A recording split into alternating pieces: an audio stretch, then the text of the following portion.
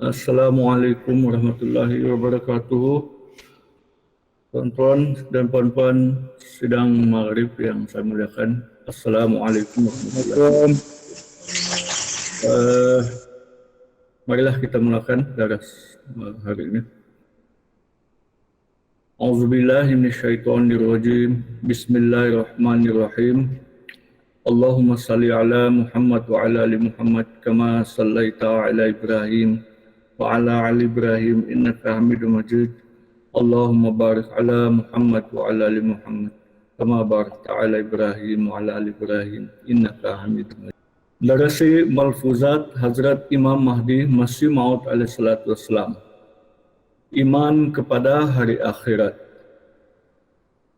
Was-was syaitan itu sangat banyak, dan yang paling berbahaya yang boleh lahir dalam hati manusia akan menyebabkan khasirat dunia wal akhirah, yaitu insan mendapat kerugian di dunia dan juga di akhirat. Berkenaan dengan akhirat, oleh kerana sarana semua kebaikan dan ketakwaan yang berat selain daripada wasilah-wasilah dan sarana-sarana akhirat yang lain juga merupakan keimanan. Dan apabila insan menganggap akhirat dan segala perkara yang berkenaan dengannya sebagai kisah-kisah atau hikayat semata-mata, maka fahamilah bahawa orang itu telah tertolak dan telah terlepas dari kedua-dua alam. Sebab itu, takut kepada akhirat juga boleh menjadikan insan berhati-hati, sehingga terdorong untuk mendapat ma'rifat sejati. Dan ma'rifat sejati tidak akan dapat diperolehi tanpa ada ketakutan yang sejati kepada Tuhan. Jadi ingatlah bahawa berkenaan dengan akhirat, munculnya was-was boleh meletakkan iman dalam bahaya dan dikhawatiri terjadi kesudahan yang tidak baik. Cara hidup orang abrar. Sejauh mana berkenaan dengan orang abrar, akhyar dan insan yang bertakwa yang telah berlalu dari dunia ini, yang bangun malam untuk berdiri dan sujud sehingga subuh. Adakah kamu dapat menyangka mereka itu kuat dari segi jasmani mereka? Atau adakah kamu menyangka mereka itu seorang pemuda yang kuat atau pahlawan yang terkenal? Tidak sama sekali. Ingatlah dan ingat dengan sebaik-baiknya bahawa kekuatan dan kehebatan jasmani belum menjamin dapat melakukan pekerjaan itu sebagaimana seseorang yang mempunyai kekuatan rohani. Mungkin banyak sudah manusia yang kamu lihat yang makan sehingga 3 atau 4 kali dalam sehari, dan hidangannya daging yang lazat atau yang berkhasiat. Tetapi apa yang terjadi? Mereka diselimuti dengan mengantuk sehingga subuh, dan mereka begitu dikuasai perasaan mengantuk dan malas, malah solat isya pun begitu sukar untuk menunaikannya, apalagi untuk bangun tahajud. Coba lihat para sahabat Rasulullah sallallahu alaihi wasallam yang diridai Allah atas mereka semua. Adakah mereka yang unggul di atas orang-orang kufar itu suka atau cenderung terhadap makan minum? Tidak sama sekali. Dalam kitab-kitab terdahulu juga ada menyentuh tentang mereka bahawa mereka mendirikan malam dan berpuasa pada siang hari. Mereka melalui malam dengan zikir dan berfikir, dan bagaimana mereka menjalani kehidupan harian. Ayat-ayat Al-Quran berikut menerangkan serba sedikit kehidupan mereka. Yani wa mir ribatil khayli turhibuna bihi aduwallahi wa aduwakum. Yani dan kuda-kuda yang diikat di garis depan untuk berperang, turhibuna bihi aduwallahi, dengan itu kamu dapat menggentarkan musuh Allah, wa aduwakum, dan musuhmu. Surah Al-Anfal ayat 61, dan ya ayyuhallazina amanu sabiru wasabiru warabitu. Wahai orang-orang yang beriman, bersabarlah dan tingkatkanlah kesabaran dan berjaga-jagalah di perbatasan. Makna ribat. Ribat bermaksud kuda-kuda yang diikat di barisan hadapan musuh.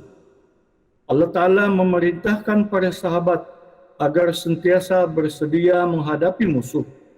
Dan dari perkataan ribat ini, mereka disuruh ke arah persediaan yang sempurna dan benar. Di atas mereka ada dua pekerjaan. Satu ialah memerangi musuh yang zahir, dan kedua ialah peperangan rohani. Dan ribat dari segi lughat bermaksud jiwa dan hati manusia. Dan perkara ini sangat halus, bahwa kuda yang melakukan pekerjaan harus sudah diluruskan dan diajar.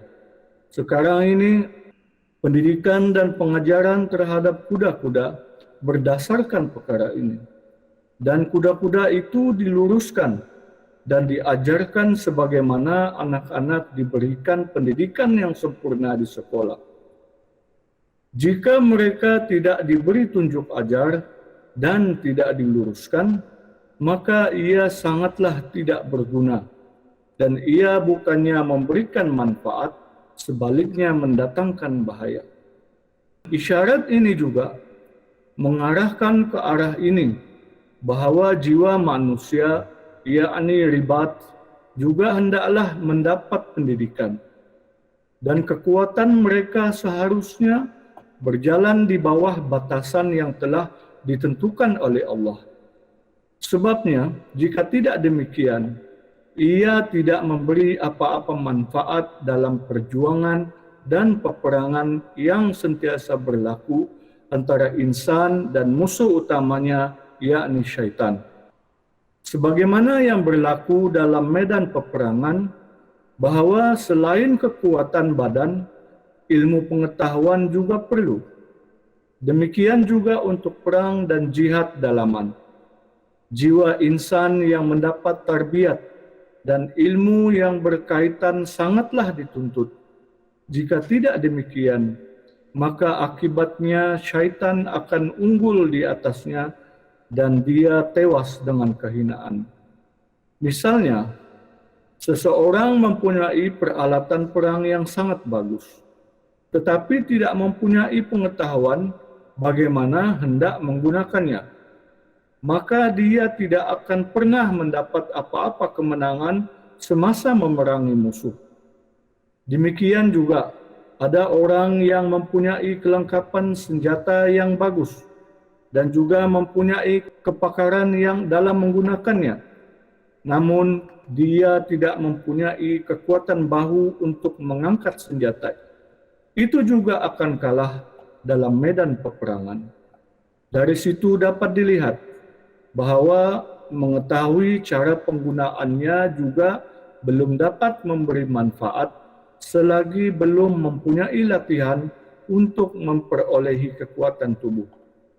Sekarang, jika seseorang mempunyai kemahiran untuk menggunakan pedang, tetapi tidak ada pengalaman dan latihan, di medan pertarungan dia hanya akan dapat melibaskan pedangnya beberapa kali sebelum tumbang di tangan musuh. Mujahadah dan riyazat, kerja keras. Jadi fahamilah dengan sebenar-benarnya bahwa hanya dengan kemahiran ilmu dan sekadar pengetahuan sahaja belum boleh memberi apa-apa selagi tidak ada amalan, mujahidah, dan kerja keras. Coba lihat, pegawai juga tidak mahu membiarkan tenteranya hanya setakat itu sahaja. Walaupun keadaan sekeliling dalam keadaan aman dan tenteram, askar-askar tetap tidak dibiarkan duduk diam sahaja. Malah mereka dilatih tentang kemahiran berperang setiap hari dengan pelbagai aktiviti harian, terutama sekali dalam menggunakan senjata dan sebagainya. Sebagaimana yang telah saya katakan tadi, untuk berjaya dalam medan peperangan, walaupun dari satu segi perlu mempunyai ilmu pengetahuan dalam cara menggunakan sesuatu senjata, namun di segi yang lain sangat perlu untuk melakukan latihan fisikal dan juga perlu mempunyai kuda-kuda yang terlatih untuk berperang, yakni kuda-kuda yang tidak takut mendengar bunyi meriam dan senapang dan tidak berundur walaupun dalam keadaan yang berdebu dan kotor, malah akan terus marah ke hadapan.